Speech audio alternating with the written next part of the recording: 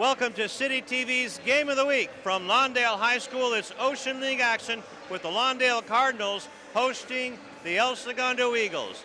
And as we look forward and are open to growth in these days of the Ocean League, the Cardinals and the Eagles have both learned that they need some growing to do. Oh, they absolutely do, starting with the Eagles first. I mean, they lost four of their big guys, 6'6" and bigger, to volleyball. Imagine that.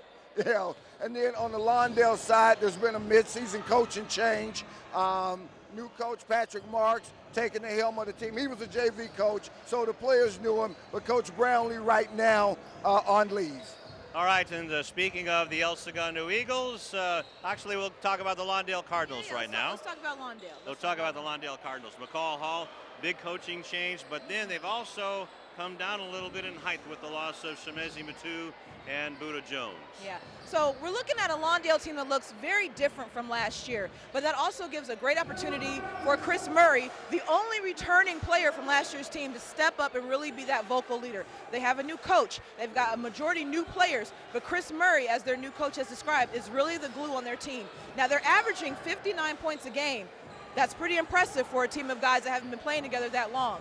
Lawndale girls just came off a big win. The crowd is excited. I think they're going to ride that momentum. It's a good atmosphere tonight.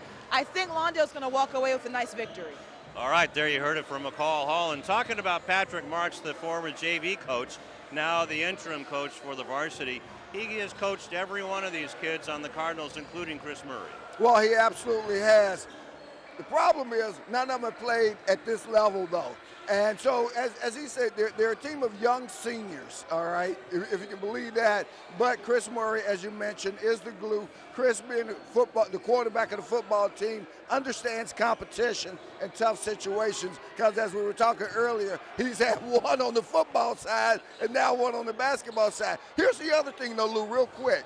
For both of these teams, this is only the fourth league game, but this could spell their season. That's just the way the cookie crumbles because they both have got to play Beverly Hills and Santa Monica a couple of more times. So a win tonight is key for both teams. Absolutely, and talking about the El Segundo Eagles, Karen Bright will be covering them for us tonight on City TV.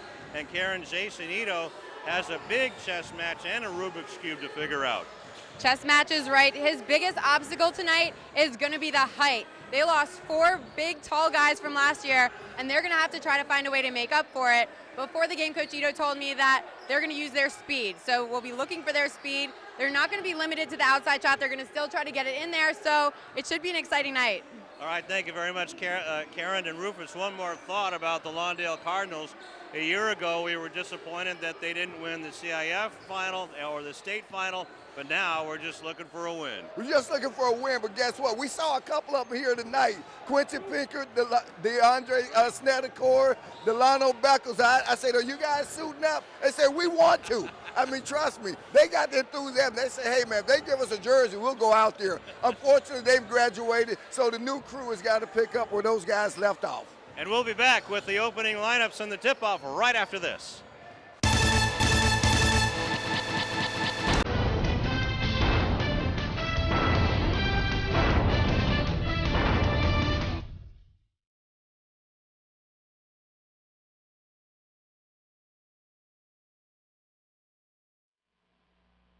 Hi, I'm Donnell Beverly from the University of Connecticut, home of the 2011 National Championship Yukon Huskies basketball team, and you're losing your Olympians. Beverly around the back, follow-away jumper, good, beautiful shot. It wasn't too long ago that I was playing basketball right here. I just want to thank him for having me here. I'm honored to play here. And the Huskies are the top dog in 2011. Winning the NCAA championship has always been a goal of mine, but so is getting a great education that will last me a lifetime. You can achieve your goals too. All you have to do is work hard and dream hard, and you can do anything you put your mind to.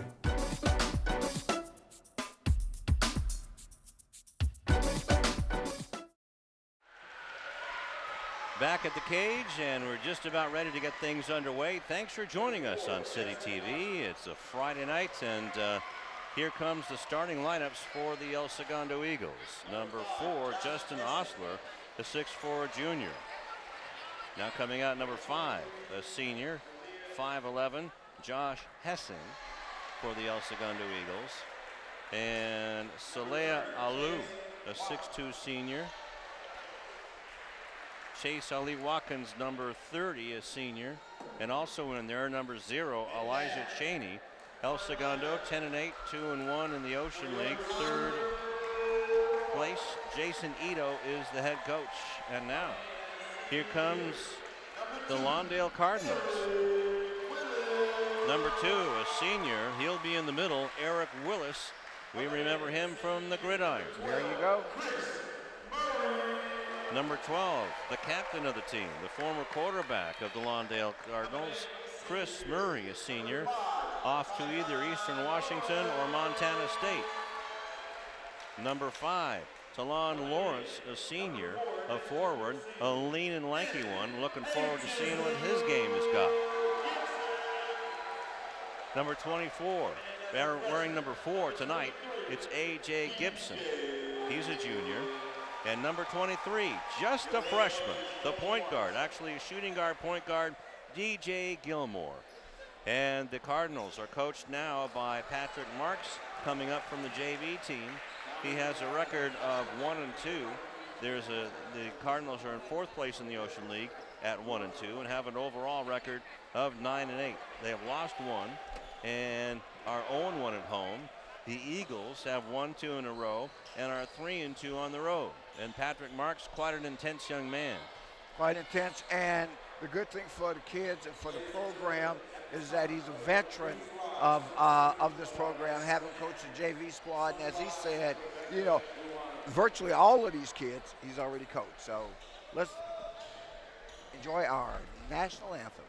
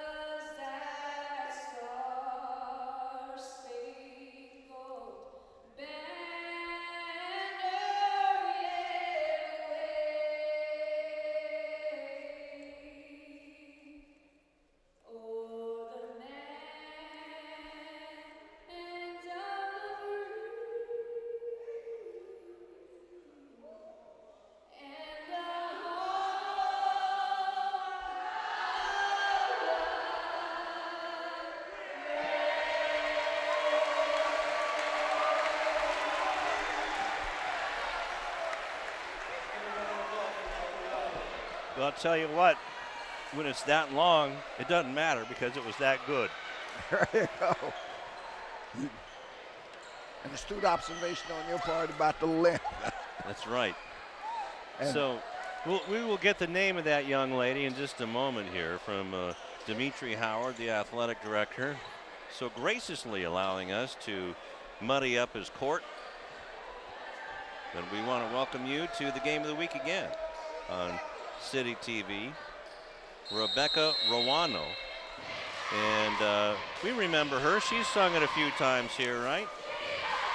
Yeah, she's coming back for a visit, I believe, and we're underway here at the cage. Bringing it across the line is Chase Ali Watkins along with Hessing. Hessing gets it back from Cheney. Back out to Cheney. Their only big man is way out front. Now Hessing has it, gets it back over to Ali Watkins. No, Aluli gets it back to Hessing, drives and rolls it in. So the Eagles strike first. With Hessing rolling to the basket, as you mentioned. Chase Ali Watkins, though, that basket put up and in first by DeMarjay Gilmore. But as I was about to mention, Chase Ali Watkins only got with any real experience on the squad, although a couple of them were with the team last year. And that's a good play. That one put up and in by Alu. So this team, there's a steal and a turnover and a layup and in by Ali Watkins. So 2 points right away on the steal, and back come the Cardinals, and another layup by Chris Murray. And he's going to have to be the leader on this team, Rufus, and another steal and put up and in by Tylon Lawrence. And a ball knocked out of bounds. So very quickly, a 6-6. For a moment there was 6-0, and just like that, Lawndale scores 6 quick points. Full court pressure being showed by the Cardinals, and the ball is thrown to nowhere. That's going to be a turnover, and Lawndale can take the lead. And that's the second turnover already here in the first half for El Segundo, the Eagles of El Segundo. The Lawndale Cardinals average 64 points a game, 64.6, and the Eagles average 54.3. We'll see how that turns out.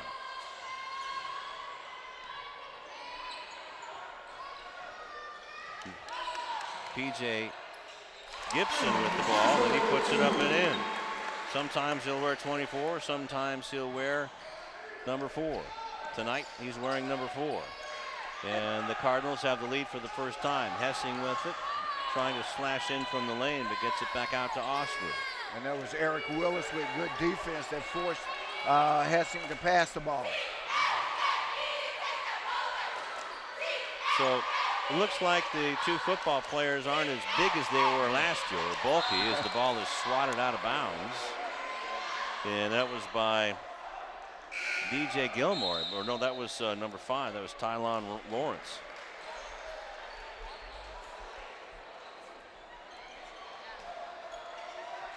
Or was that Chris Murray that tipped it out of bounds? I believe it was Chris Murray. So it might be a foul on the play. Number 5, Tylon Lawrence. His first personal, Cardinals' first team foul. Getting a little bit too close, but looks like Tylon got the worst of it. In the ball game for the first time is Mike Lynch for the Eagles. Hessing with a 3-point try, in and out and back in. Josh with 5 points on the night and gets the lead back for the Eagles.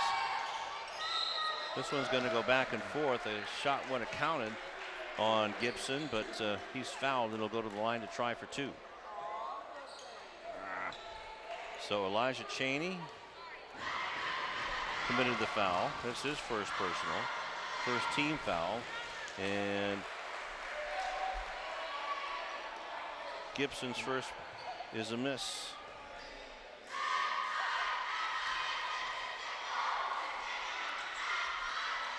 Gibson, their leading scorer on the season, converts 1 out of 2. And ties the ball game up. Oh, that's a double dribble. And he knew it right away, didn't he? Yep. The only Mike thing Lynch. when you're a player and that happens is that the official didn't see it. for a second. And, of course, the official did, and that gives me a chance to mention to you that the officials are Jeff Leggett. That was Jeff Leggett that made the call, along with Fidestra Cotton. All right. In, out, in. Good passing by the Cardinals, but the shot three-pointer by Gilmore is way short. Outlet to Hessing. Trying to dribble around Murray, but couldn't do it. And the steal is finally completed by Lawrence.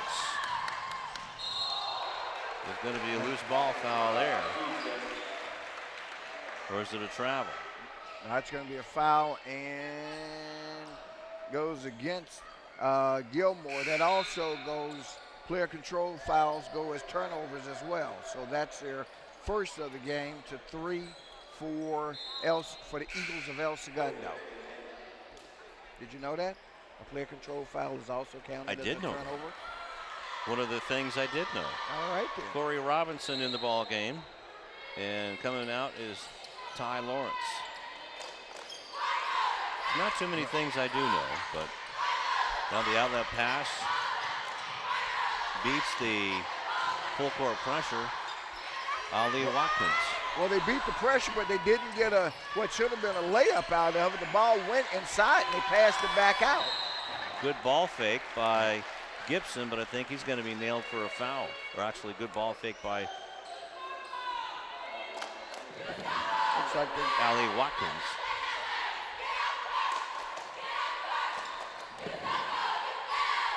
So Gibson with his first personal.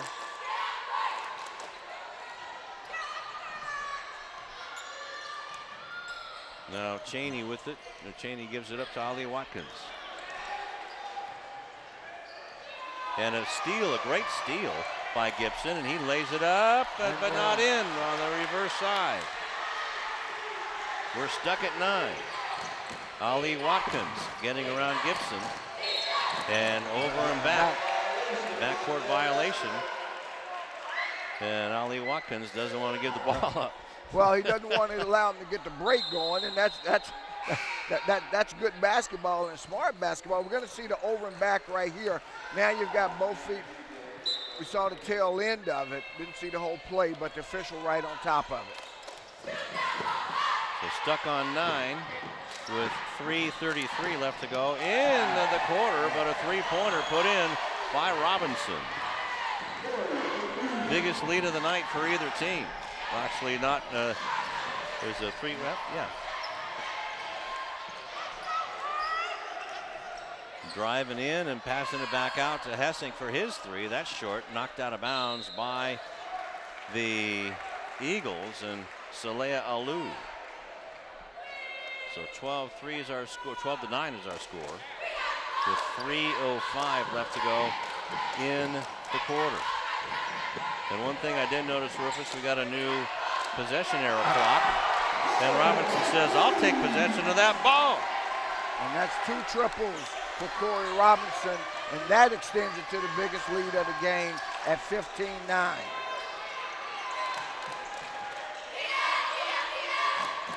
Alou with it.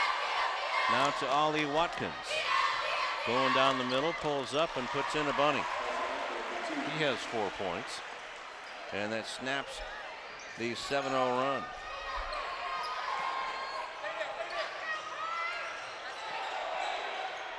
Murray. Wow, good look by Murray.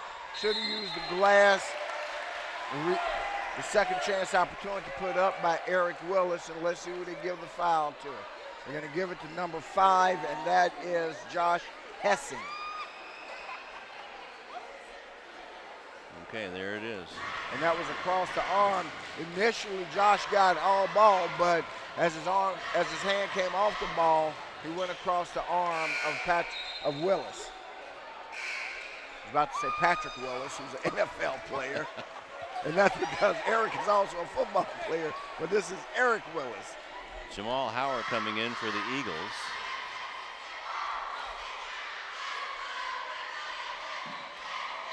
And that one was nicely done by Eric Willis, his first point of the game. And coming in for him is Tylon Lawrence. Full court pressure. Getting it in is Howard. Now over to Sebastian Hebert in the game for El Segundo and Jason Ito. And that foul is going to go against Zay Dixon.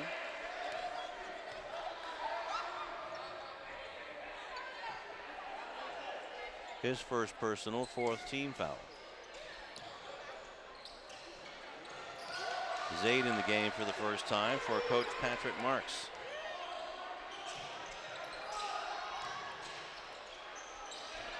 Boy, what changes a year can make, huh?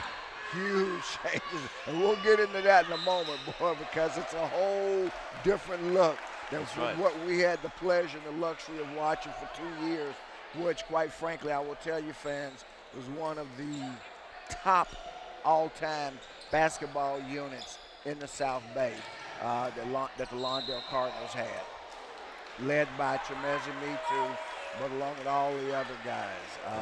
Buda Jones, yep. Buda Jones, Tedrick Jones. Newman. We'll go down the list, I mean, because boy, what they did in the run they had was historic. And boy, it was just our pleasure to be able to be here to watch it. Sure was. So on the play, Mike Lynch was fouled by DJ Gilmore.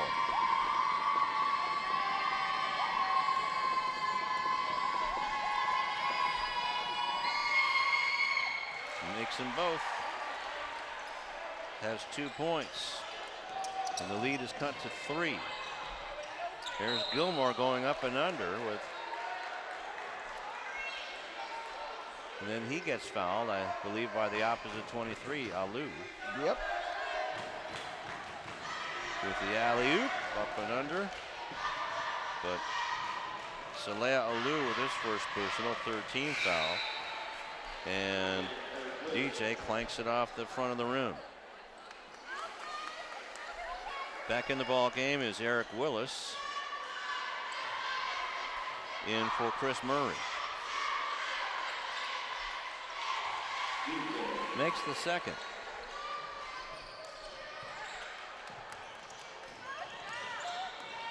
So 3 points for DJ as he's guarding Ali Watkins.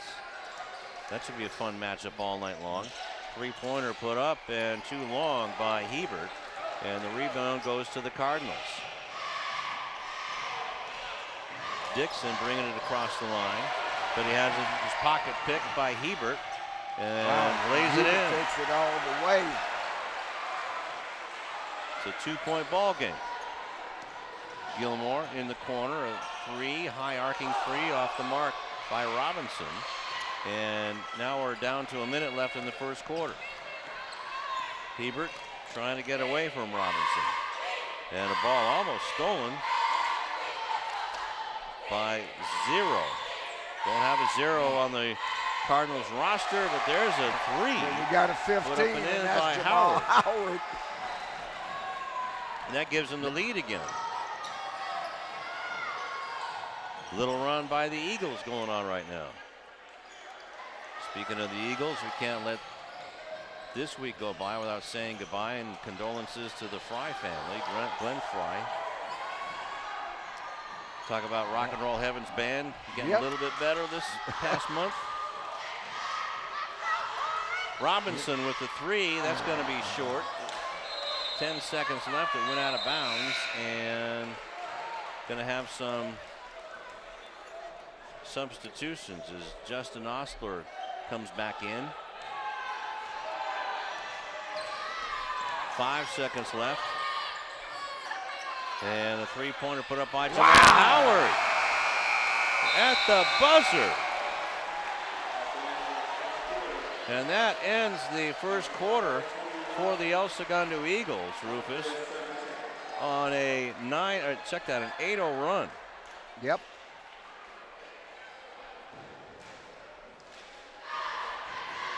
So know that McCall Hall is going to have a couple of special guests. I'll tell you what, with 37 seconds left in a tie game for a 43-43, little wisp of a gal put up a 3-point shot.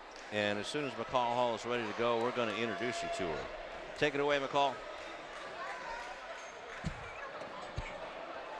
All right, you guys, like I was saying during pregame, the Lawndale girls had a fantastic, amazing, just nail-biting victory, but they pulled it out at the last minute, but that's all that counts. Now I'm joined by Reginae Crandall, leading scorer of the game. Check this out, stat line, 24 points, 4 rebounds, 4 steals. What else we got on there? Oh, and 3 assists. Now how about that? Now Reginae, tell us, big time win for you guys playing against El Segundo. They have a pretty good record. What kind of victory is this for your team? It's a very important victory because, I don't know, everybody was just so hyped and then everybody just came out to play. I just want everybody to play. I want everybody to eat right, and we just came out and won. We did good. Absolutely. Now, you guys are now 2-2 in league. This is pretty big for you. What do you have to do to continue to keep this momentum going and get more big-time victories like this? Honestly, everybody just need to come ready to play. Defense is our key, like Coach says. We just got to keep attacking, getting fouls. We just can't, just focus on the score. Just all we got to do is just keep scoring, and we'll get the W every time. Absolutely. Thank you. Now we're going to bring up another hero of the game. Welcome Zaire Nelson. Now you guys, she put up about 9 points tonight, but the biggest and most critical point she put up, a 3 that put Lawndale up from 43 to 46, and that ended up being the game-winning shot. Zaire, tell me, what was going through your head after you made that shot? Well, honestly, all I got to do is I got to give it up to God first, because without him, I wouldn't have been able to do it. And I just did what my coach said. He always told me to shoot the ball. That's what I'm good at, so I just took my time, shot the ball, and then went in. Absolutely. Now tell me, did he draw up that play for you? No, just happened. It just happened. Well, I think you're going to have some more of those. Keep it up. All right. Thank you, guys. Back to you. All right, look at that big grin. I tell you what, after that three-point shot, everybody was on their feet here. Right. They certainly were. And again, it's great to see girls basketball flourish at Lawndale, Lusinger, and Hawthorne. That's right. That three-pointer put up and in by Celia Alou. Another turnover forced by the El Segundo Eagles. Now taking it is Alou. Three-point shot put up again. This is by Hebert. Won't go down. Rebound to Eric Willis. Gives it off to his point guard, DJ Gilmore. Now Gilmore back with it. Has Dixon and Murray with him. Also Willis and Gibson. Ball skipped across. 10 seconds left on the shot clock. Murray has it on the baseline. A good defense by Lynch. Gibson has it with 2 on the shot clock. Clanks off the iron. Gilmore gets the rebound. Has to, tried to bang it off of an Eagle leg, but it wouldn't go, and turns it over. 3 turnovers for the Cardinals. Travel. Whoa. Okay. And it is travel called against Mike Lynch. 6th turnover by my count on the Eagles. Yeah, that's an NBA move. You can get away with it there. Baseline shot put in nicely by Gibson. He has 5 points on the night. 1 point Eagle lead. Cardinals trying to get back on the lead. Lynch with it, drives the baseline, has the ball stripped, but gets it back. Good hustle by Lynch. Now Howard with it. Going down, but it's tipped out of bounds by Eric Willis.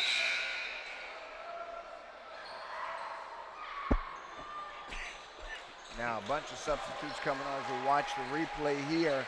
And that was a ball tipped out of bounds, as I said, by Lawndale's aggressive defense. Hamid Brooks, Mark Cooper in the ball game. A shot off the glass won't go down. Is nice save by Dixon. And here comes the breaking Cardinals, but back in a hurry are the Eagles. Chris Murray with it. Driving the bases, Willis. The count if it goes, it didn't go. Wow, and Willis a bit out of control on the play, but it's going to be bailed out by the foul call. Looks like they're giving it against number 32. That's Mark Cooper. Just in the ball game. And actually the board confirms that. Did you see that the new Yeah, it's possession arrow light?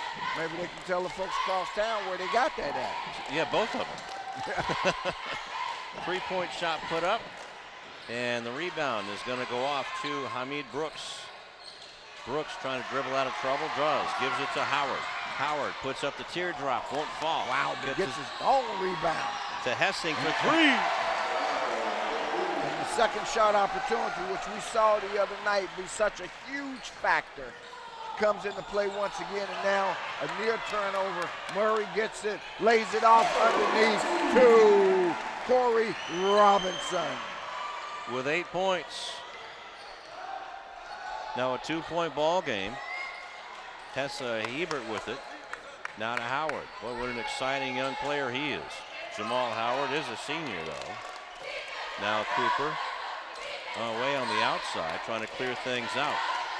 Zone defense shown by the Cardinals, but a nice, easy layup, it seemed like, by Sebastian Hebert.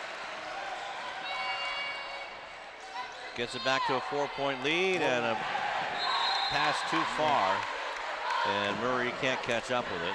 Turns the ball over. Number 4 for the Cardinals. There you see DJ. And he will not go to work on Cheney. Robinson against Hessing. Good defense. Gets the ball back to Cooper. Can't get it to go down. A little bit too short with 3:30 left in the half. Rebound is off to Willis. Gets it to Murray. Here comes Robinson. Pass is tipped and picked off by Hessing. Gets it to Hebert. Hebert's pass is tipped, but Hamid Brooks has it, but a foul on the play as Chris Murray blocked the ball away. So is that foul going to go on Gibson? Yep. His second. And now the Cardinals are out of foul. We'll call it the first. Going to the line to shoot 2 is Hamid Brooks. Excellent replay work there by the crew at CityTV as you saw Gibson holding the arm of Hamid Brooks, and Brooks makes the first. Well, of course it's excellent work. They've won 4 Star Awards. Almost a violation, but both free throws are good, and 2 points in the books for Brooks. A 6-point lead now. Catch and shoot off the rim by Gibson, and Brooks with the rebound. He's been a force out there. Wide open to Cooper, and he still blows the layup. Way up high as Robinson comes back for the Cardinals, but the Eagles are waiting for him. Where did Robinson come from? The top of the cage? Exactly. But the Eagles right now with a 6-point lead at 31-25. 2.5 left here in the first half. Bit of a surprise. So now Gilmore gets it to Murray. Murray wants to drive but can't get through the defense. A 3-point shot goes off the mark. Rebound is taken by Hebert. Oh, stolen away by Gilmore, and a foul from behind on Hebert. And that was a frustration foul on Hebert for having gotten the ball stolen. He goes up to make the play. Looks like the swipe is across the head of DJ Gilmore. So Gilmore will go to the line to shoot 2. He's 1 out of 2 for the night. I think that 2 out of 3 coming back in the ball game is 0. Maybe we can get one of our reporters to find out who 0 is in the truck. Corey Robinson is replaced.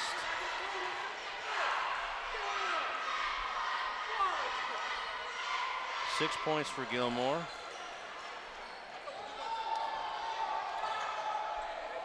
And made 1 out of 2 there.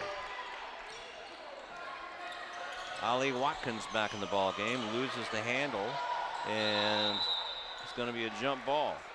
Be in possession of the Eagles, as those LED lights are brightly telling us. Timeout on the floor with 2 minutes and 1 second left to go in the half. And it's A 5-point El Segundo lead. It's Chris Murray with the tie-up.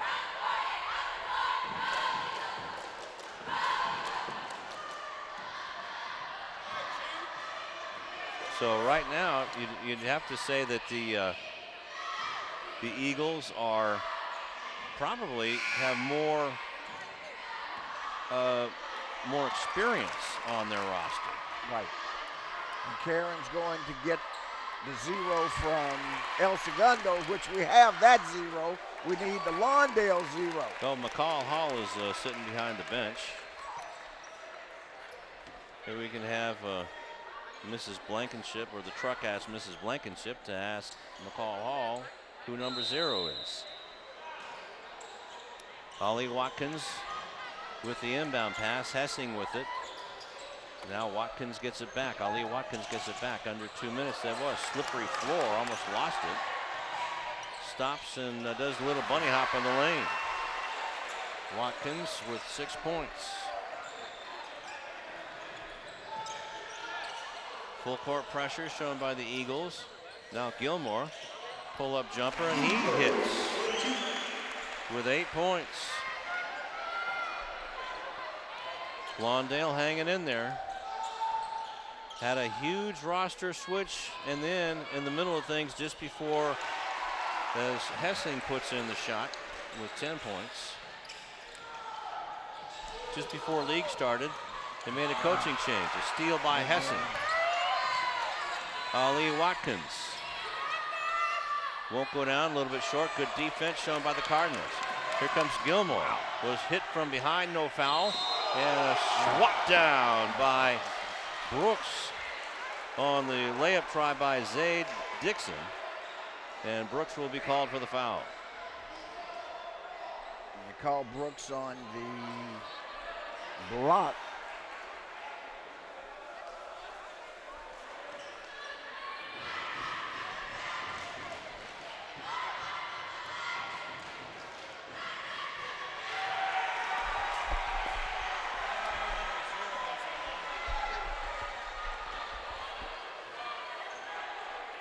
As Dixon misses the first.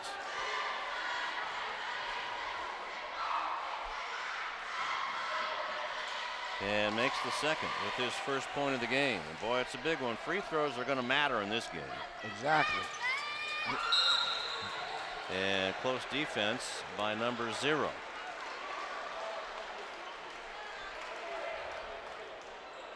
His first personal, 8th team foul.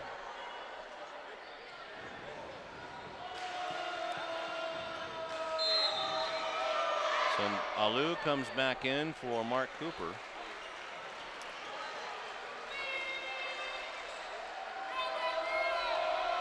And Josh Hessing to the line with 10 points. Makes the first one. Josh is listed at 5'11". He looks a little taller than that to me, Rufus. He does. Yeah, I was thinking the exact same thing. Because he's a head taller than DJ Gilmore as he makes the second with a dozen points here. And it's just here, we've got under a minute left to go in the first half. Dixon puts up the shot, won't go down. Rebound is put up, no, tipped again. Won't go down, and Alou comes down with the rebound. Willis with a good try. Lawndale with a couple of chances inside. Right now, they're staring at their largest deficit of the game at 37-29. Shot taken by Hessing. He was wide open, Rufus, and 14 points for Josh. Now it's a 10-point lead for the Eagles, and a steal, or almost a steal, by Josh Howard. A big three-point try, air ball. Willis gets the rebound. He's slapped. His hand is slapped by Hamid Brooks. That'll be his second. Now they're out of fouls, but there's only 12.6 left on the game clock, and there you see whack. So Eric Willis, who has 1 point, is 1 for 2 on the night for free throws.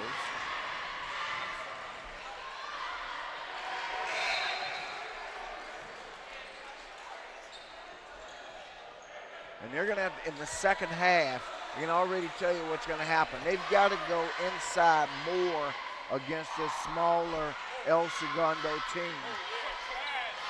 Wow. Willis misses both free throws, and the rebound. Zay Dixon almost chased it down, but it'll be El Segundo ball. There's Jason Ito.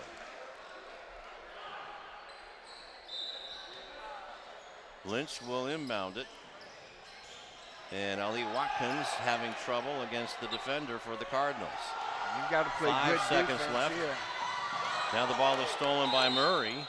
And did the ball go on the sideline, or we got a foul? The ball went on the sideline, turned it over. But did he really have control of it? Well, I don't think he had control. I also don't think the official quite knew what happened. That one nearly went in.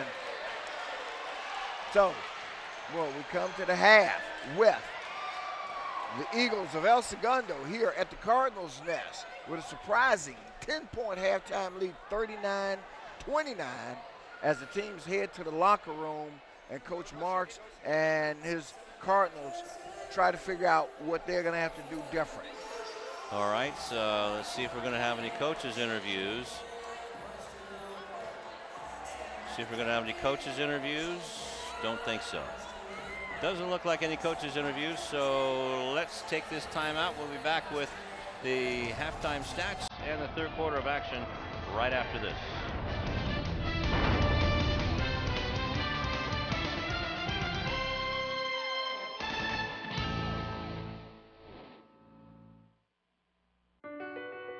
My life is full of statistics. Thing is, I could have dropped out of school and become one myself, but I didn't because I had people that believed in me.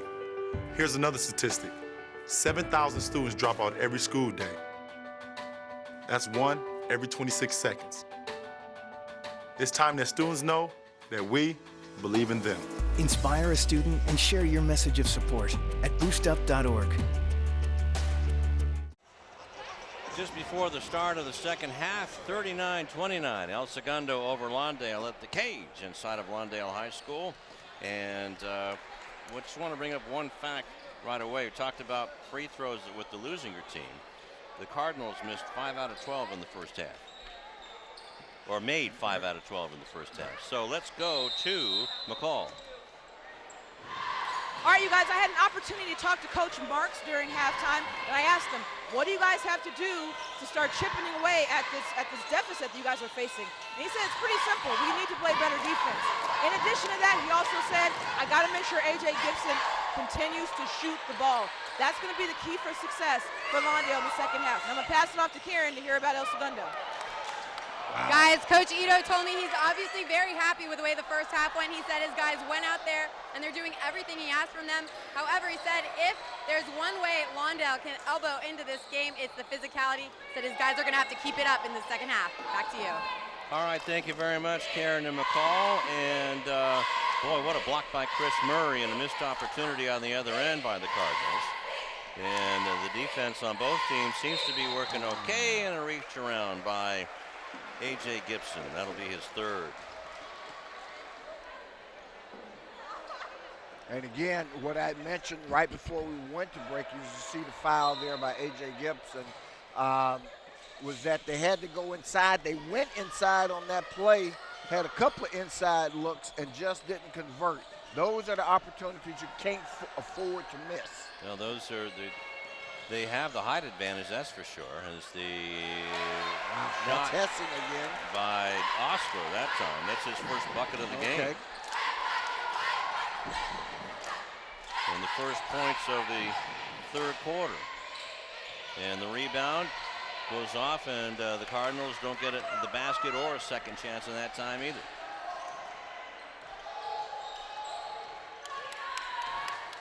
Ali Watkins hands it off to Cheney. Here comes Hessing, puts up the floater, won't go down, and rebound is off to Tylon Lawrence. A.J. Gilmore down to Lawrence again, trying to get it inside, but it's blocked from behind by Hessing, and it's a foul by Hessing, so they're forcing the issue, they being the Cardinals.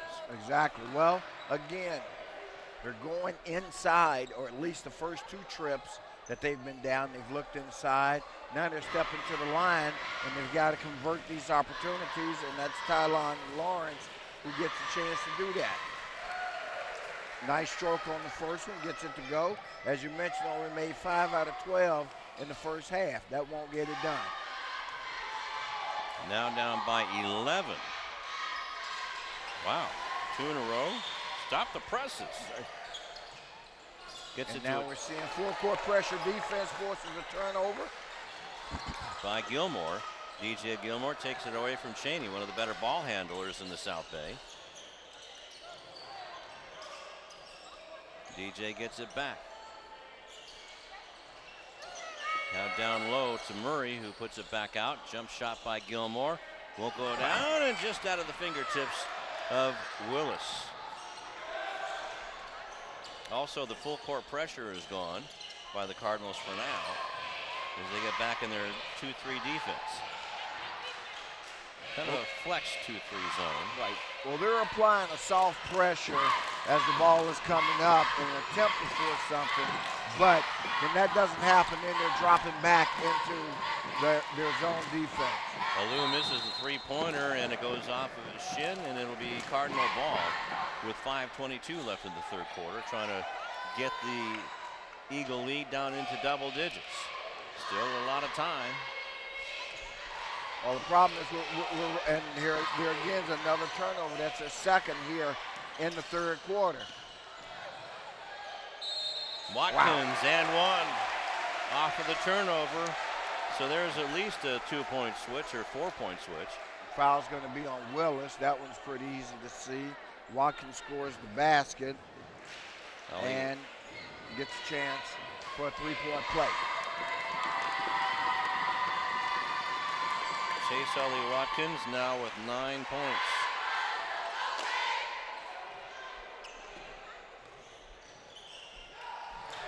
And there's yet another turnover by the Lawndale Cardinal. Again, 3 here in the first 3 minutes. So that's one every other possession, basically.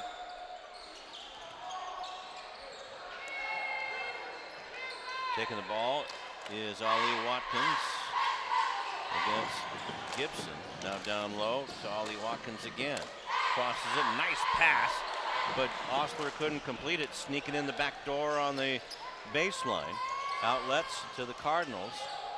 Ball is tipped around and wow, a good finally one tipped by in Lawrence. By Lawrence, and he's a big one. 6 points. But what's more of a concern is that he's got all the points here in the third quarter. Nice shot by Hessing, put up, wouldn't go down. Rebound nicely saved by Murray. Pass is tipped and stolen away. That's 10 turnovers total. And let's see where the ball ends up. It's going to be a foul against number 23, DJ Gilmore. That's going to be his third. So foul trouble starting to mount just a little bit for some of the key Lawndale Cardinals. Hessing inbounds it to Ali Wright, being watched by Gibson. Ali Wright gets by him, but the ball slips out of his hands. And Chase may have thought that Gibson might have fouled him again, but looks like on the replay, Ali Watkins was just going a little bit downhill too fast. So 20 seconds left on their shot clock. Hessing with it. Watkins from way downtown, in and out. Rebound is tipped around, and none of the biggins are down there. The foul is going to go on Murray, and going to the line is going to be Lynch.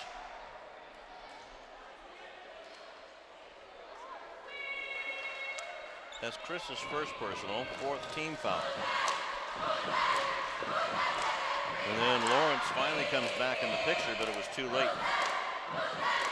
Lynch with 2 free throws for 2 points, misses that one. Hessing sits down. In comes Howard, also back in is Hebert, as Cheney takes his seat as well for El Segundo.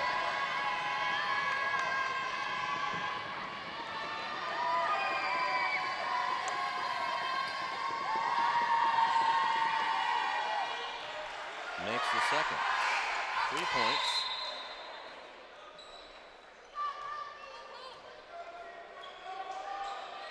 And it's a 12-point lead again for El Segundo. Big hill to climb for the Cardinals. DJ gets it to Murray. Murray passes along the baseline. Gibson with a jumper won't go down. Rebound is tipped up and in by Chris Murray.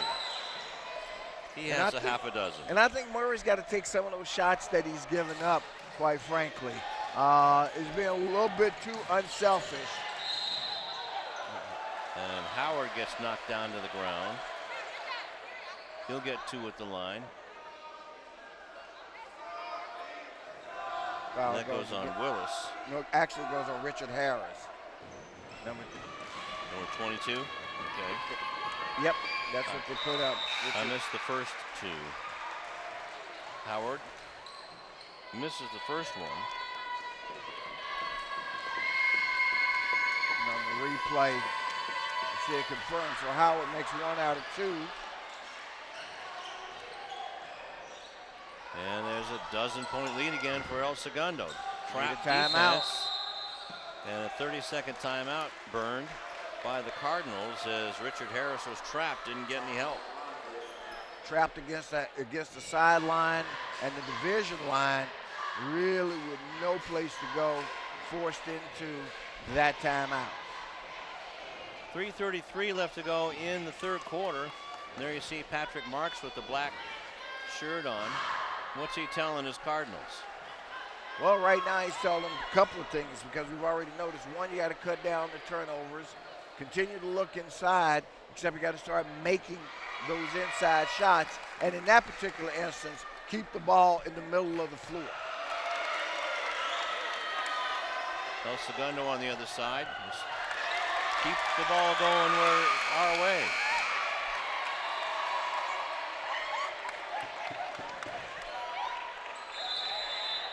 In the meantime, we had some of the Spirit Squad doing back flips, front flips, and flipping off, just flipping their lids. Great time at the Cades on Lawndale High School's court in their gym. 3-point shot taken and made by Corey Robinson. That's his third 3-pointer and 11 points on the night. The 9 points is as close as they've been in a while. Hessing gives it to Lynch. Lynch now to Ali Watkins. Under 3 minutes and a foul on Murray is called.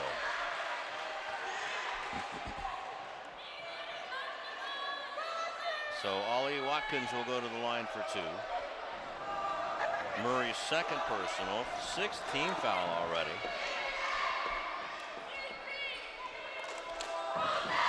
And there you see Jason Ito. As Watkins misses the first one.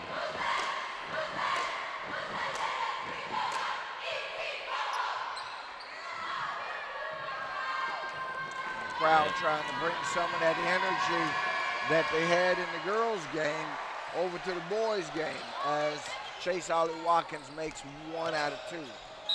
So back to a 10-point lead. And going to have a blocking foul. There's Zaid Dixon.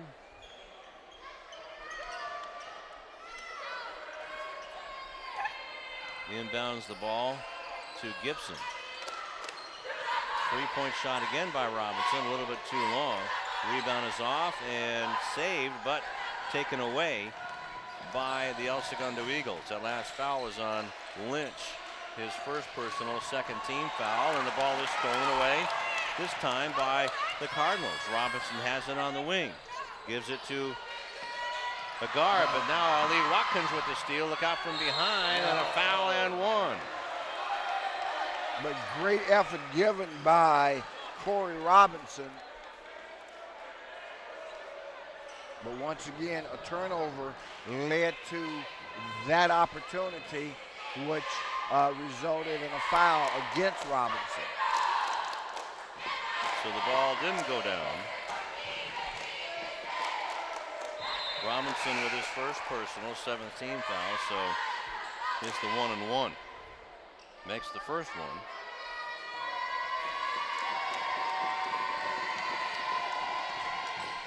And makes them both. Chase Ali Watkins with a dozen points, and they get to the half-century mark.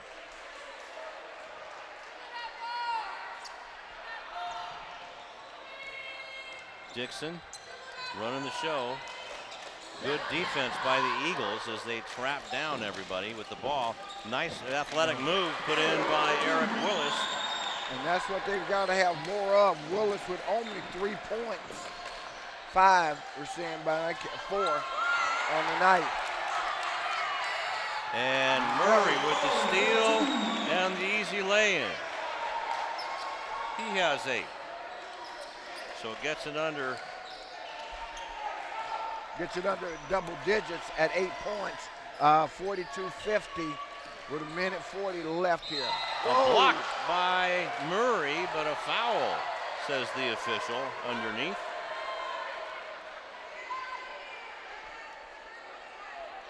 Let's watch this coming down. A little bit of hand there. Third personal on Murray, 8th team foul.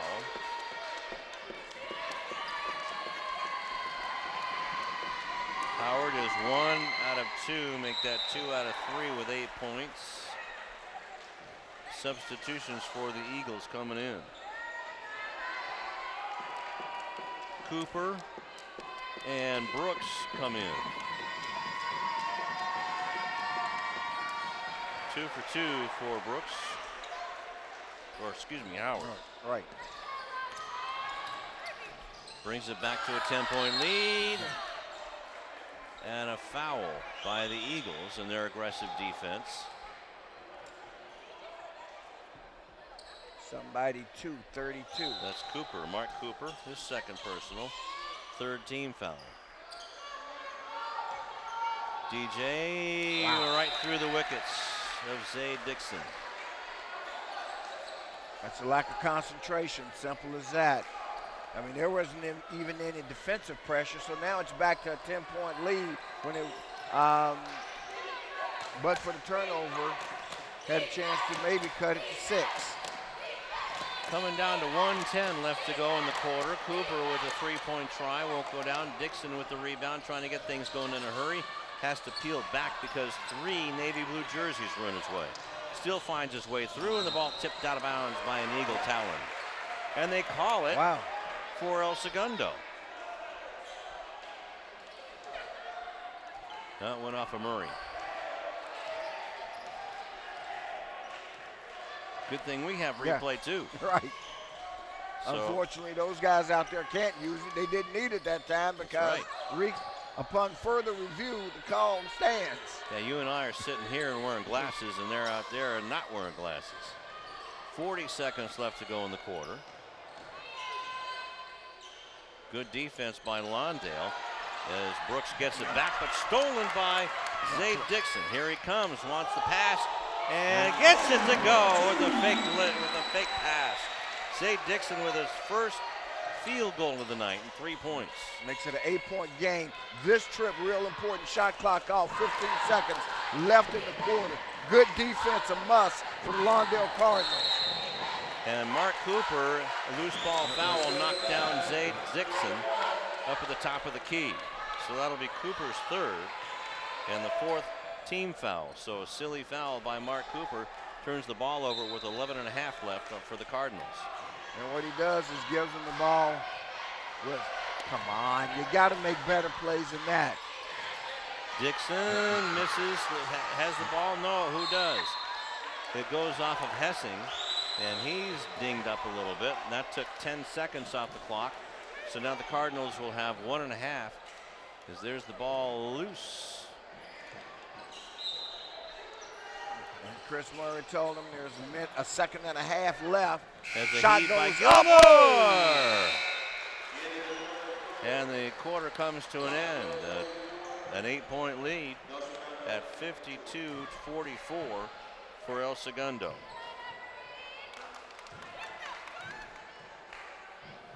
So Lawndale wins that quarter, though, 15-13. Lawndale wins the quarter, but they could have done a lot better. Just turnovers, unforced turnovers. I mean, you know, I think it may be our first look. Looks like we've got McCall Hall. Tell you what, why don't we do that while we're recapping some scoring? McCall Hall, take it away. All right, you guys, I had an opportunity to sit down and kind of listen to Coach Marks and the message to his team. And he looked at everybody on the team and touched each player, and he said, stick together. We've been here before. So look to Lawndale to dig in and rely on some of their past experience to cut down on this deficit and try to pull out this victory. Back to you guys. All right, thank you very much, McCall. And Rufus, back to your point. Well, the point being, it's about turnovers. It's about turnovers. It's as simple as that. Lawndale has given the ball away too many times, and that's why they're staring at an 8-point deficit. And as fate would have it, this quarter, statistically speaking, is the biggest quarter of the game for El Segundo. They scored nearly 18 points in the quarter, whereas Lawndale only scored 16 in the fourth on average. We're underway. El Segundo with the ball. Ali Watkins now gets it to Brooks. His three-pointer a little bit too long. Rebound by Chris Murray. The quarterback shovel pass to Dixon, and he's fouled by Josh Hessing. That'll be his third. And that, again, attacking the basket, though, which is what I talked about when they came out of the locker room. So there are two things we got to look for in this fourth quarter if Lawndale is to win. First of all, protecting the ball on possession, and secondly, attacking the basket. And make the free throws, which Zaid does. And now Osler, Alou, and Cheney come back in for Brooks, Cooper, and Howard. Dixon makes a pair. 5 points on the night for Zaid. And it's a 6-point ball game, 7.5 left, fans. So Lawndale has played their way back into this one. Cheney with it, now to Osler. He runs into Ollie Watkins in between the circles. Hessing with it against Chris Murray. Cheney almost lost it, gets it to Osler for three, short, rebound to Willis. Needs little help. There's Dixon. There were 5. The shot clock is still on El Segundo. Now here comes Dixon. Wow. Shot clock says 30 seconds. Boy, that's a well, they still had 6 seconds from El Segundo. They didn't switch it over. Now slashing in is Gilmore, tried to get it in, but blocked and stolen away by Alou. And nobody there to rebound for him in the event of a miss. So not a good trip that time for the Cardinals. Hessing has it, gets it over to Cheney. 6:30 left to go in the fourth quarter. Little teardrop falls for Ali Watkins, and he has 14 on the night. Cardinals need a run.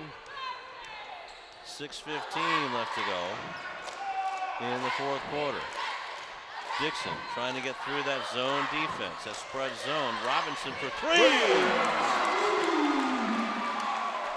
Has 14 on the night. Now it's a 5-point game. Ali Watkins is fouled by DJ Gilmore.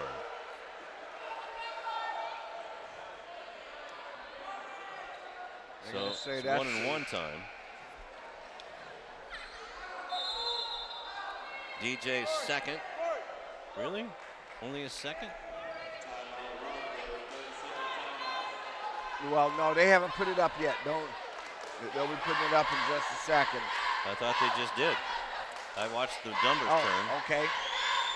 Okay, if they say it's only a second, I have them with 3 already. Well, I had them with 3 too. 3 also. Okay. 3 also. Yeah, watch Corey Robinson. Okay. Reliving that rainmaker. Yeah, we were supposed to get some rain tomorrow, but then they said, no, it's not going to happen. Well, if you keep hitting threes like that, it may just happen. All right, so going for the 1-and-1 is Chase Ali Watkins.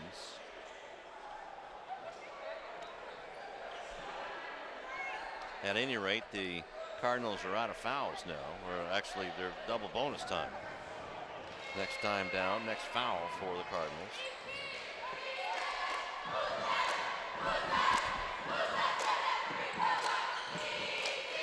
Misses the first one. Dixon. Now to Gibson. Over to Robinson from his office. Just a little short. Boy, that was a huge shot, too, because they had a chance to bring him to within 2. Just short. Then that building would have started to roar. So now you got to come back and play good D, Lou. And Hessing falls down. And that's where it is. Good defense, and if that's a jump ball or timeout called, because the possession arrow faces the Cardinals. But the timeout was awarded. Ball will be inbounded at the baseline. The official Jeff Leggett tells him, and that's because it was inside the arc, near the lane line. That one was easy for the official to know.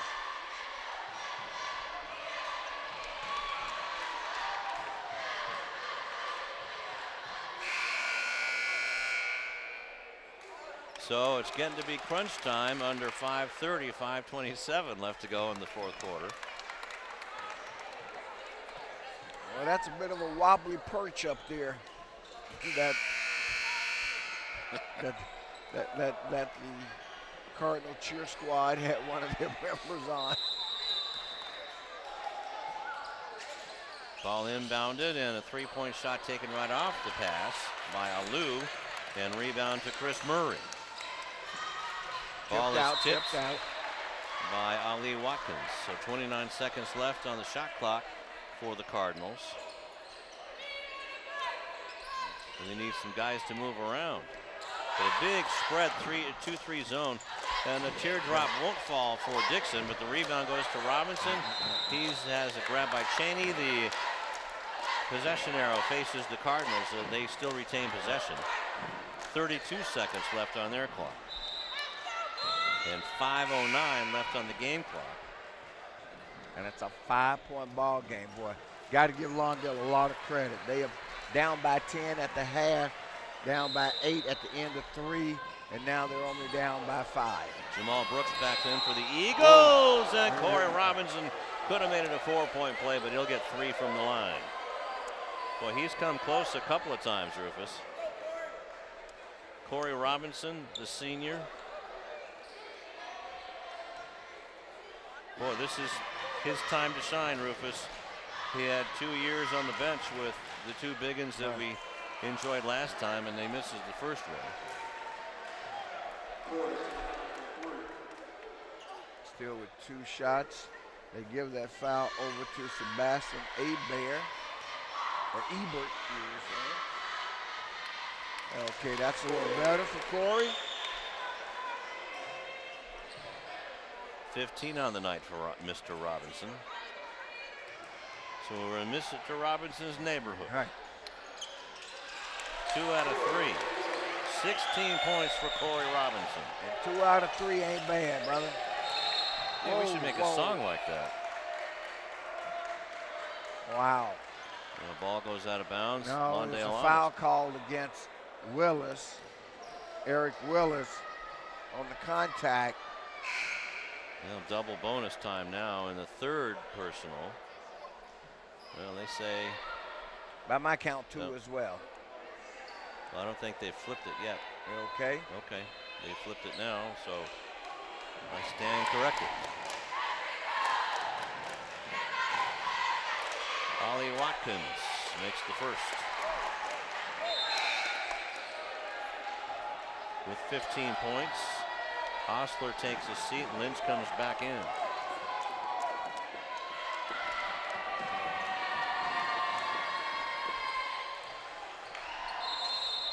I think the scoreboard should read.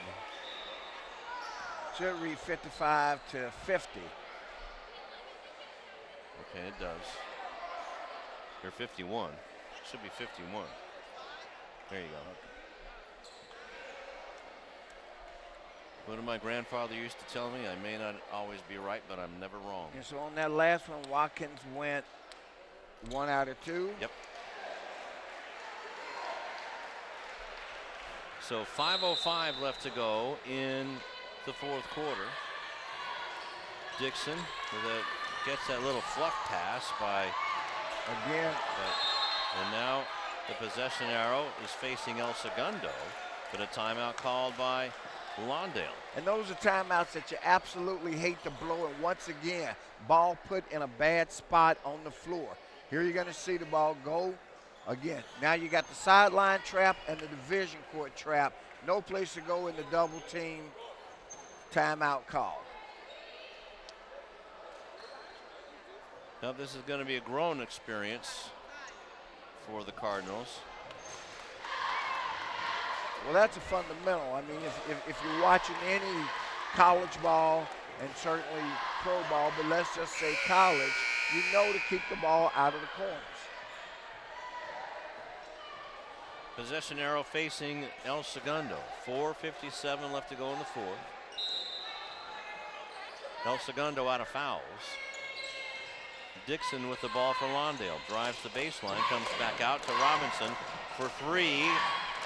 Was on the way, but just off to the left. The ball is tipped away and stolen by Murray. Only 10 turnovers for the Eagles, 13 for the Cardinals. And Gibson with a bad pass and turns it over again. Three-pointer put up by Howard is short and gets his own rebound. Puts up the rebound shot. That won't go down. The ball is knocked out of bounds by Gibson. So with 4:23 left to go in the fourth quarter and a 5-point El Segundo lead, they get the ball back, much to their relief. 33 seconds left on their game clock, shot clock, excuse me. Travel. And Alou turns the ball over. So a break for Lawndale with 4:21 left to go. But once again, Lawndale has to protect the basketball.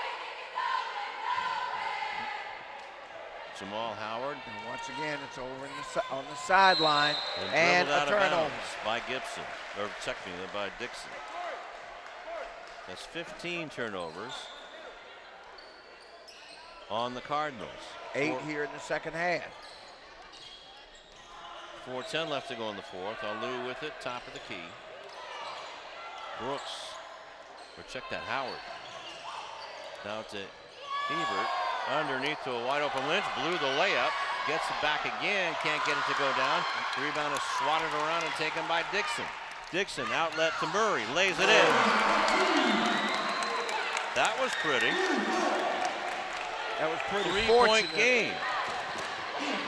Ebert trying to get it around. Wide open Alou. Wants to pass it around, eat some of that clock up. Here comes Ali Dixon with the floater, in and out.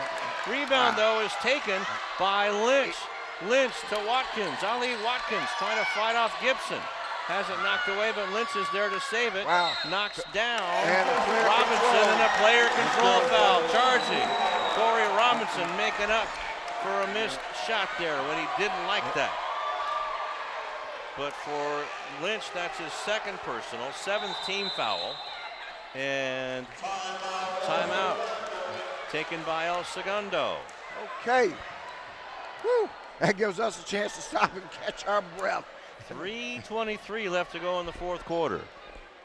And it's a 3-point ball game. The Cardinals have just about, they're not there yet, but they've just about scratched and clawed their way all the way back. Well, they still got a hill to climb. They got a full 35-second clock, and they got the Spirit squad doing it again. But there you see the player control foul.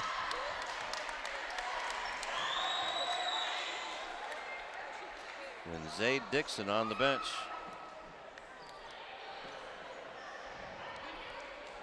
So, wow, we've seen a couple of terrific ball games this week. We certainly have. And this is yet another one. Yet another one. Lawndale showing their Cardinal tough right now. But the Eagles with their talons securely on the lead. Well, not so securely now at 3 points. Bluesinger tough and scrappy against the Spartans of South. Held on for that win. And in the week before, we've seen a very determined Hawthorne Cougar team, just undermanned. I mean, you know, with only 7 guys, a challenge for them, but they come out and fight every night, and now I'm impressed by this Lawndale Cardinal team. You got it. Corey Robinson with it. Zay Dixon, 3:09, 20 seconds left on the shot clock. Murray wanted to go down the wing, but thought better of it. Well, he saw a hole in the zone and thought he could get through. Underneath, wide open, Willis. Half a dozen for Eric. A 1-point ball game with 2:45 left to go in the fourth quarter. Hebert wanted to steal it, but now he's fouled. As Hebert protecting the ball. And that's foul number, that's on Chris Murray. Okay, but yeah, number 4, no, 3 by my count.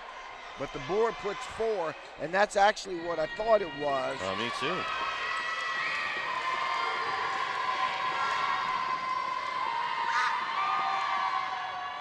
Missed.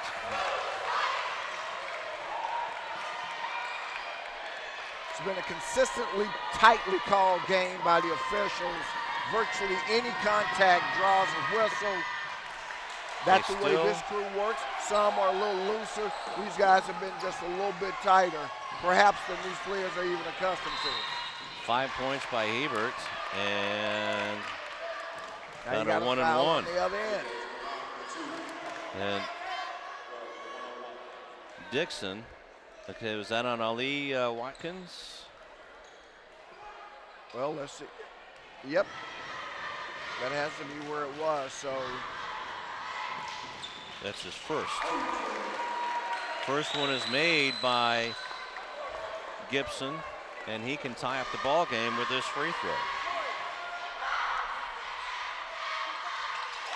And he does.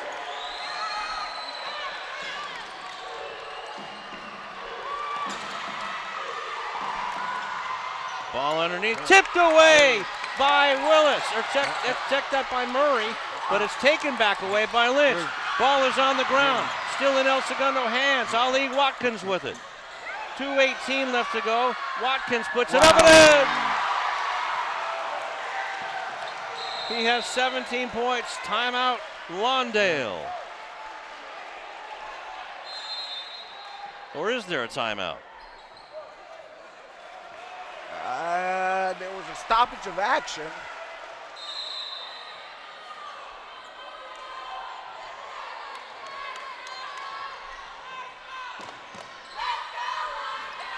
But we're back in play. 2 minutes left to go. Three-pointer by Zay Dixon. The first lead of the night for the Lawndale Cardinals. The longtime basketballer from Lawndale High School. We've been watching him since he was an 8th grader. And a three-pointer put up and in by Hebert. He has 8 points. Biggest shot for him. And that makes it 60. A 2-point game. Up and in. And Zay Dixon gets it back, ties it up at 62. He's had 5 points here, Rufus, in a row for the Cardinals. Ali Watkins all the way down the lane. No! Rebound is off to Murray. Murray, 2-on-2, gives it to Gibson. Back to Murray. And Coach Ito needs a timeout. Wondering if he's going to call it, and he signals that he wants it now. Well, it took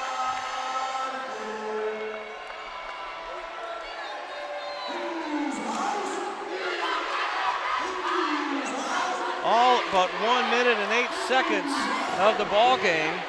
Beautiful layup by Chris Murray on a pass from A.J. Gibson off of the steal. Right. So now, seems like these Cardinals are a little bit more comfortable when their backs are against the wall. Well, it was and a little bit of salt coming on their tail feathers. Because they had not led since the first quarter. Since the first quarter, the last Lawndale lead was at 16-13. All right, before they took over, before El Segundo took over, and now Lawndale with 1:08 left in the fourth quarter leading by 4. All fouls result in free throws. El Segundo's in the double bonus. Lawndale's in the 1-and-1. And the possession arrow faces El Segundo with 1:05 left to go. If nothing else, you want to protect the three-point line. Under a minute. Alou. 51 seconds left to go. 15 seconds on the shot clock. Ali Watkins raises, puts up a 3, air ball. Out of bounds, Lawndale. Boy, their star player in a clutch moment comes up with an air ball. So now 40 seconds left. 8 seconds between the shot clock and the game clock. Got to protect the ball, if nothing else. You got to protect the basketball here. Taking some time off the clock, and they're going into the 4 corners. But Dixon driving down, gets it to Murray.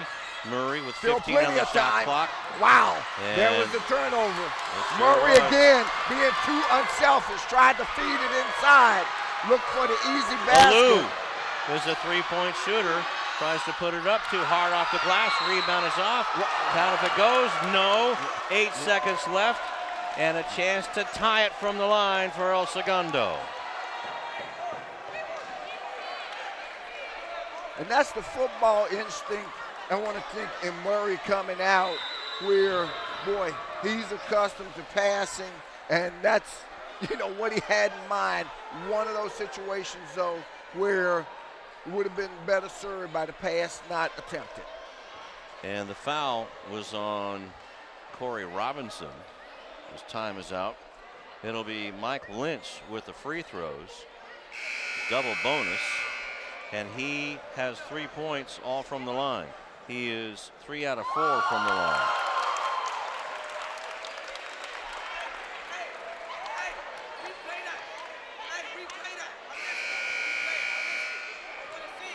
So nervous time here at Lawndale for both the Eagles fans and the Cardinal fans of both teams. So Jason Ito. Right. So there are a couple of things that you've got to happen both ways. First of all, if you're El Segundo, you want Mike Lynch to make both free throws, and then you're going to apply your pressure defense. If you're Lawndale, if he makes 1 out of 2, you've got to make certain that you control the ball. Gets the sweet kiss off the glass. Boy, that was a pro stroke there. A 1-point ball game. Mike Lynch can tie it up. I wonder how many hundreds of baskets, free throws he's done off of his garage. Wow.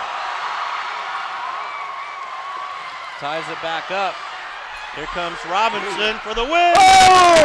No! 1 second left, and we're going to go to overtime. Wow.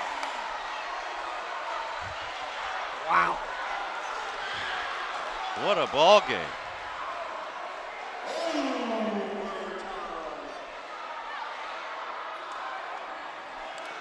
Boy, credit Mike Lynch. Mike Lynch steps to the line, cool as a cucumber, and knocks down 2 clutch free throws. So we'll put 4 minutes on the board. And these, as we mentioned, these 2 teams in the middle of the pack in the 16 Ocean League. They're 3 and 4 respectively. Santa Monica, Beverly Hills at the top of the league. Hawthorne and Culver City pulling up the rear. 2-1 for league. Wow, El Segundo controls. I'm sorry, Lou, go right ahead. Not El Segundo controls, my mistake. You saw it. You know that Lawndale control.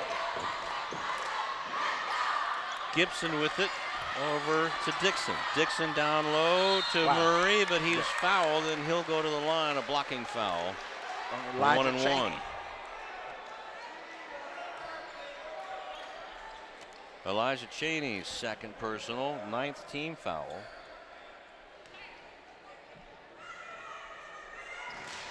But what a comeback for Lawndale. They were down by 8 coming into this quarter, and missing the free throw and line drive is Murray. Front end of the 1-and-1.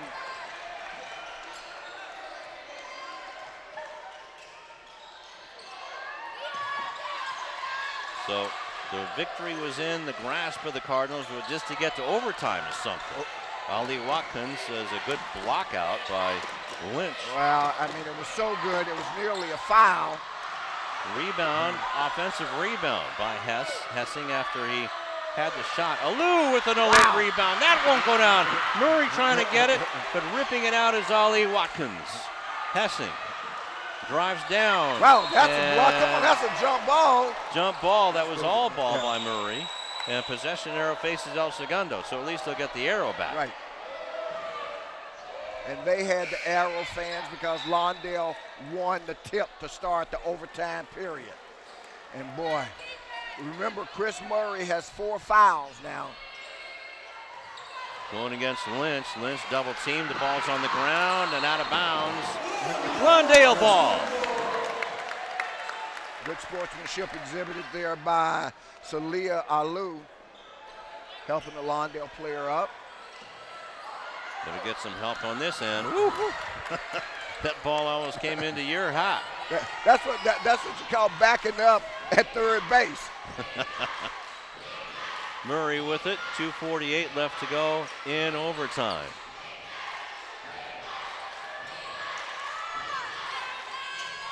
Hands the ball off to Dixon. He was shoved. But shoved again! Shoved again! And hit again. And was the foul called this time? No, it's called out of bounds to El Segundo. He got hit hard 3 times, hard enough to get him knocked down on the 3rd time. All the contact that was called during the game, 3 instances of extreme contact go uncalled. That's one that needs to be marked down as a factor in the outcome of this game potentially. Hessing, and good defense by Murray not to let him hit a 3. Ali Watkins, he can hit a 3 as well. But he drives, gets it back out, and this 3 won't go down. Rebound though is hit by Lynch, taken by Lynch. Tipped out by Murray, and it'll be El Segundo ball. They'll have 31 seconds on their shot clock. And no scoring here so far in the overtime. The only opportunity was the missed free throw by Murray. So a timeout by El Segundo in overtime. Well, the missed free throws by Murray, and on that particular possession that Lawndale had it, you got to call what you got to say it for what it was, and that was missed calls by the officials. Not once, not twice, but literally 3 missed fouls that could have been called against El Segundo. Yep. I mean, that's what I saw. I mean, you tell me if that's. I know we're just fans of good ball, but particularly the one that occurred right here in front of us. We almost had a drop Cardinalette. El Segundo inbounds it to Ali Watkins. 2 minutes left to go in overtime. Half gone, nobody scored. Watkins trying to get around Gibson, pulls up for the jumper. Wow. 18 points for Ali Watkins. Gibson, nice pass, gets it back out to Dixon. Dixon with the shovel and score the basket. Score it and 1.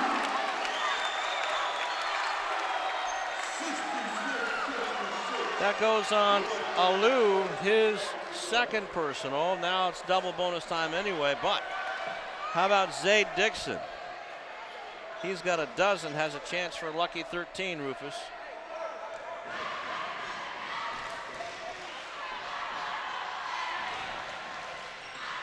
Five for 5 from the line for Zayd Dixon, and a 1-point lead for the Cardinals with 1:40 left to go in overtime. I don't know about you, but the hair's up on the back of my neck and the front of my legs. It sure is, yeah. What a game by both teams. Alou passes up the 3 and is He's fouled on purpose by Willis. And that was close to an intentional. Coach Ito asking for the intentional. So were there. Official discussing it now. Wow. Oh. And now they awarded. The That's intentional going to foul. be 2 shots plus the ball. So now you tell the audience why the intentional foul. Well, I mean, it was clear if we see the replay that. But why the intentional foul? Well, it's intentional only because there was no play on the ball. Now, here's what's going to happen. No, but why would he grab I have no Alou idea. like that? I have absolutely to get the ball no back? idea. No, I mean, there is no explanation for it. Okay. None. Except the other, I the get. only thing was that he was beat, you know, on the play. If we see the replay, maybe we can give some kind of judgment. But the other thing is that he misses 2, so that was Alou who missed it. Alou to give them a chance for the lead again, or at least a tie. Now 1:24 left, they get the ball back. And now it's stolen. Here comes Gibson, A.J. Gibson with the lay-in. A.J., 7 points. And now it's a 3-point. Wow. Looks like we got a foul being called against Dixon. And that's going to send El Segundo to the line now to shoot 2. Zaid with his second personal.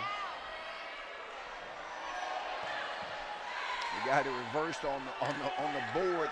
The foul was on number Gibson. Right. Or it's not. It could have called either one of them, but it was definitely Dixon with the foul. And Howard makes the first one with 10 points. And can cut it to 1 and does. Still a lot of time. 11 points for Howard. That's right. Drag your man up the floor. Coming down to a minute left to go in overtime. Gibson drives the lane, but on the mismatch with Lynch, passes it back out to Willis, lays it in. Eric Willis with 8 points. Under a minute. Matter of fact, 45 seconds. Mark. This is the guy you want to. Wide open to go in. Ali Watkins with 20 on the night. Come on. A 1-point game. Center of the floor, drag your man up the floor. And a timeout. Yep. Call on the floor with 31.1 seconds left to go in overtime. But more importantly, 28 seconds on the shot clock. So therefore, Lawndale and one of the members of the coaching staff is signaling one shot, you know, can ride it all the way down before they do it. That play's not a bad play all the way around. Great play by Chase Ali Watkins, and I think an even better decision by the Lawndale defense to not foul him on the play. Knowing you got the lead, they give up the concession basket, makes it 71-70 with 31.1 seconds left here in the first overtime. You know, I got a Hero Cardinal over my left shoulder here. She's the one who shot the 3-pointer to win the game for the Lady Cardinals. I'm feeling lucky right now. Where was she when it was Powerball a couple of weeks ago? Exactly. Yeah. Just my luck. For all we know, she could have been in Chino Hills. All I know is she wasn't in Orange County. That's true. Yeah. But we're in Lawndale right now, inside the cage. What a game we got going here. Gibson brings it back in. Foul! And Brooks Howard gets it to Alou. No. Hassim for the win. No. And now the rebound is spot for Corey Robinson has it. Lawndale ball.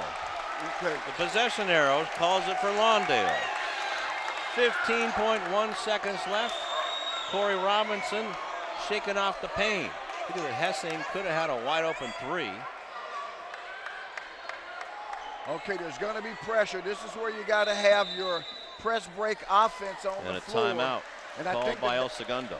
Okay, well, the El Segundo timeout actually helps Lawndale because Lawndale has the ball, and now that gives Coach Marks a chance to set his press break offense because you can rest assured that El Segundo is going to be pressing. Okay, I think if that's my daughter, that's when I say that's enough, you know. Well, yeah, my stepdaughter got a couple of concussions doing that, but she was too human higher. And boy, Hessing had Look the at look. that. Boom. Left it short, though, as it hit his side of the rim. Almost got it and back. Then Mr. Johnny on the spot. Robinson in there. Right in Mr. Robinson's neighborhood, outside of the left wing, right wing. Okay, here we go. 15.1 left. Shot clock is dark. Gibson has Where's it. the Gets fouling? it. Now Murray has it across. Gets it over to Robinson, and finally a foul gets called with 8.5 left to go in overtime.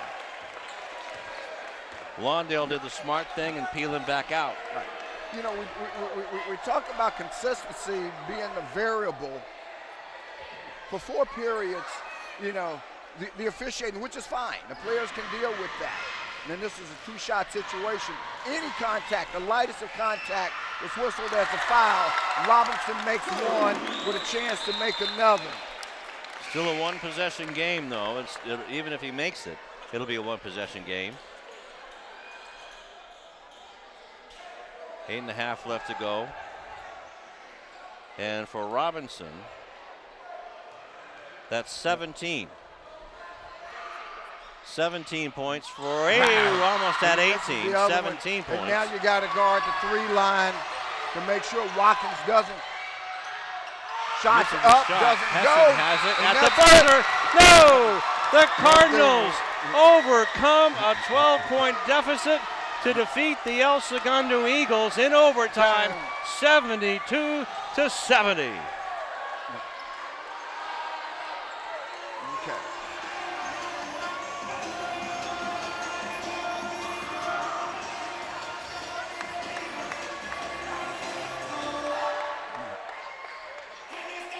A well-fought game, a very competitive game. And boy, what can you say? You know, both teams put on one heck of a show. They sure did. Lawndale put on just a little bit more of a show as they eke out a 72-70 win in a game that ended at 64 all in overtime. They outscore them 8-6 to win this Ocean League game that they absolutely had to win. And our hats off, though, to El Segundo. I mean, great game by that team all the way Watkins in hostile territory.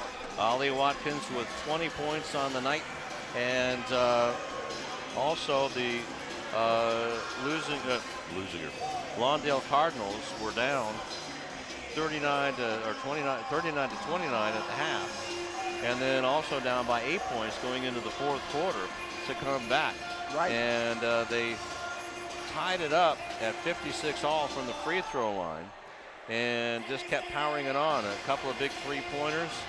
And Corey Robinson with a huge 3-pointer, and that was they actually got the lead on Corey Robinson's 3-pointer, and then to come back, Justin Eber with a 3-pointer to make it come back as well, and the Lawndale Cardinals come up with a 72-70 win. All right, we're trying to get some interviews out here. But for El Segundo, they now fall to 10-9 on the season and 2-2 in the Ocean League. While, meanwhile, Lawndale goes to 10-8 and 2-2. So now El Segundo and Lawndale are tied for 3rd in the Ocean League. They've got 3rd all to themselves, no matter what any other game tonight happened. Nothing will change the fact that they both are tied for 3rd. That's right, and boy, you and I got some work to do with our abacus to see who's going to be the player of the game and the tip of the hat. I got an idea for a couple, but I got to collect all my thoughts on this one. Because, boy, there were a couple of people, but you're right. When you start to boil it down, a couple of guys start to rise to the top. And we thought that the girls' game couldn't be topped. They did. They topped it, that's for sure. El Segundo were flying high with a 12-point lead. And then the Cardinals kept pecking away, kept hanging around. And eventually they broke out. And that ends up being a great night for Lawndale basketball. Just as you alluded to, the girls with a stunning victory, 48-44 on a three-point as the clock was winding down. That helped them eke out a win. And the boys tonight, they matched that. As you said, just when you thought it couldn't get any better, it gets better because they go into overtime. They fight for 3 quarters. Again, down for 3 whole quarters before they finally forced an overtime, and then that was where they prevailed. But how about freshman Mike Lynch on El Segundo? Yeah, all he did was tie up the ball game to send it into overtime. So Mike Lynch, my lid is off. If I had a lid there, it would be off. Well, your just lid's a been freshman. long gone, brother. Yeah, thanks a lot, bud. And boy, he really did have a great game tonight for the El Segundo Eagles. And are we going to have got any interviews, coaches, players? Okay, we're going to get Coach and Chris Murray for sure.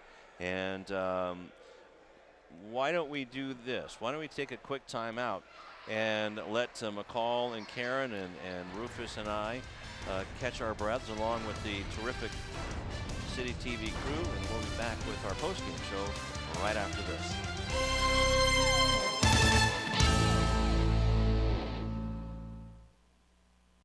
Hi, I'm Donnell Beverly from the University of Connecticut, home of the 2011 National Championship UConn Huskies basketball team, and you're losing your Olympians. Beverly around the back, follow-away jumper, good, beautiful shot. It wasn't too long ago that I was playing basketball right here. I just want to thank him for having me here. I'm honored to play here. And the Huskies are the top dog in 2011. Winning the NCAA championship has always been a goal of mine, but so is getting a great education that will last me a lifetime. You can achieve your goals too. All you have to do is work hard and dream hard, and you can do anything you put your mind to.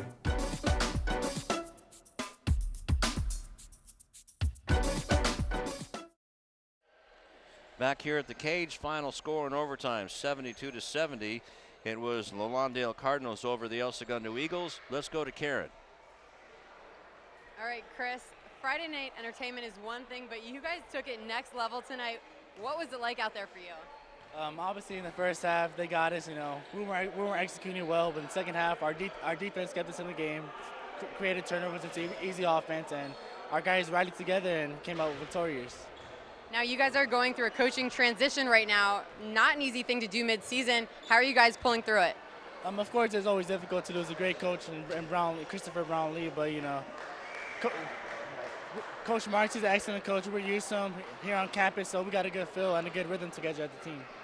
All right, now we're used to seeing you leading on the football field, but now you're on the hardwood, and this is your team. What's that like for you? It's a great experience.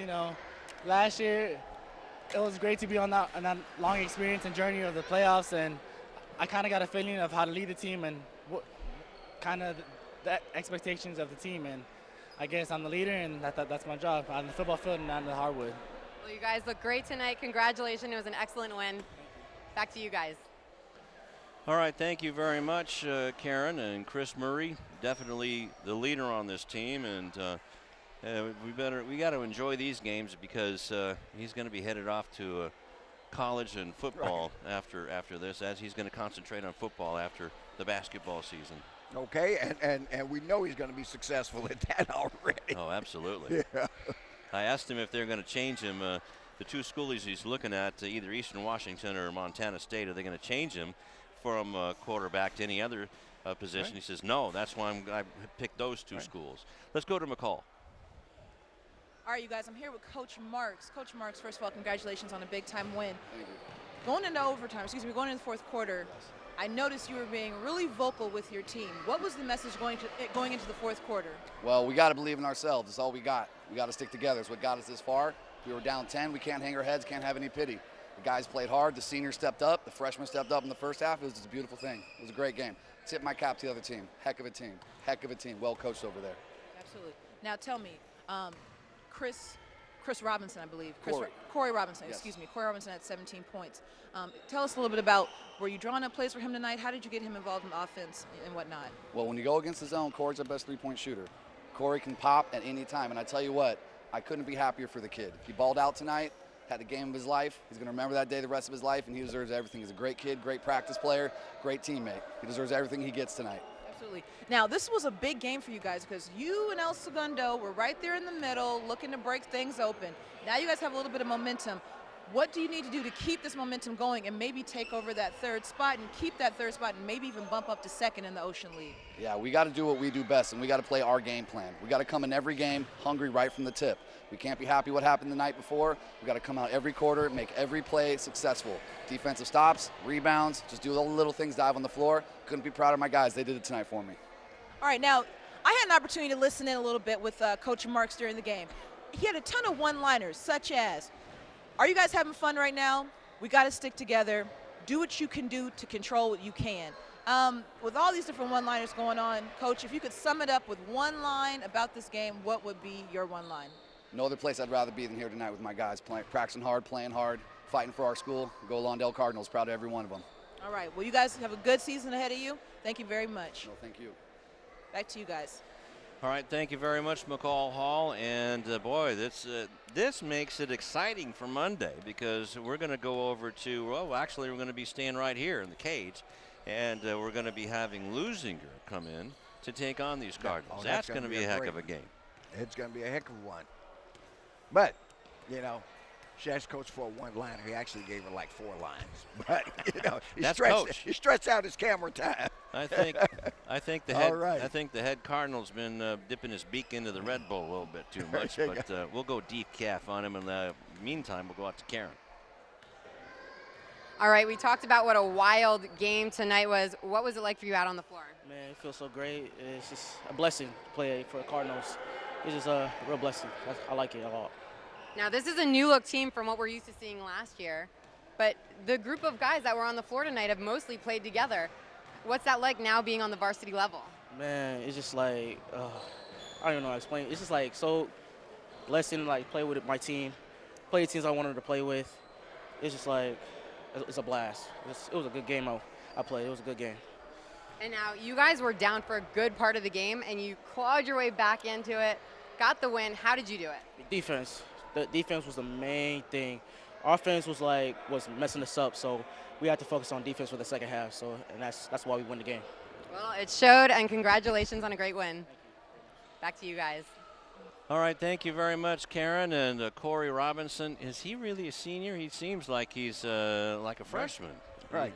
But nope, he's a senior, and he's coming over to talk to his mom and dad right now, a proud mom and pop. And well, we know where Mr. Robinson's neighborhood is. It's on the right and left wing, just beyond the arc. Just beyond the arc, boy. And he put on a show from there. And as you say, was one of the key guys in pulling this W out for the Lawndale Cardinals. And as a matter of fact, it's time for our player of the game and tip of the hat. And Karen was lucky enough to get our player of the game, Corey Mr. Robinson.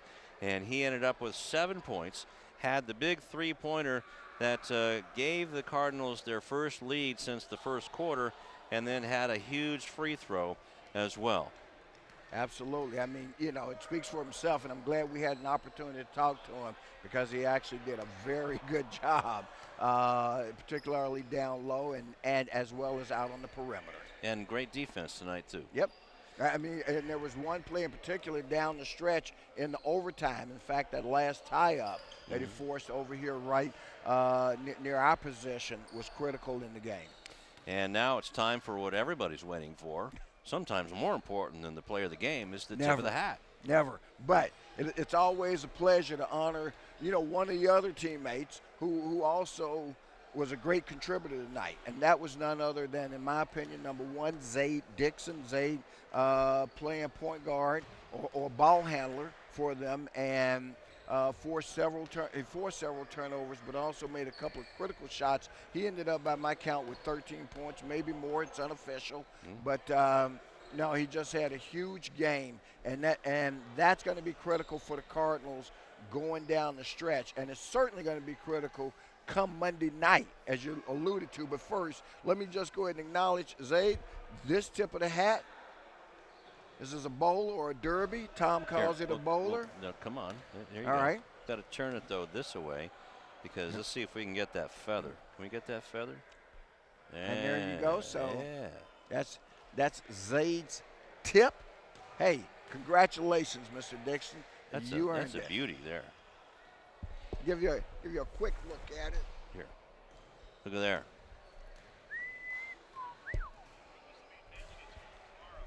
And it's in the mail to Zaid tomorrow, right?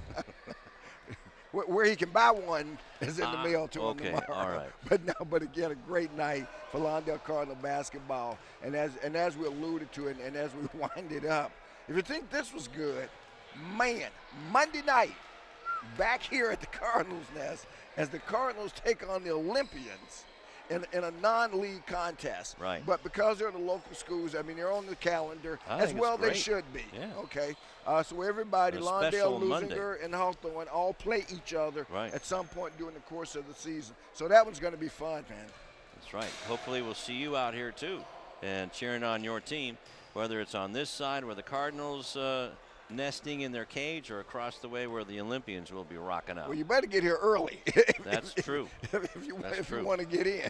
All right, well, that's going to do it from Lawndale High School. And you want to put your finger right there, Here we and we'll go. put a bow on that one and put it right up there in the win column. Boy, the win column's getting a lot heavier than the loss column, which I love. All right, final score again from the cage on the campus of Lawndale High School. It is, well, first of all, I want to thank Rufus Washington, McCall Hall. We're going to call her coach. And Karen Bright, along with Tom Strickfadden and the terrific Channel 3 crew, CityTV Sports crew. And they've won 4 stars. Speaking of stars, they're all stars on this crew. Me, I'm just the yapping head. Final score again, the Lawndale Cardinals in overtime, 72-70 over the El Segundo Eagles. Until next time, so long.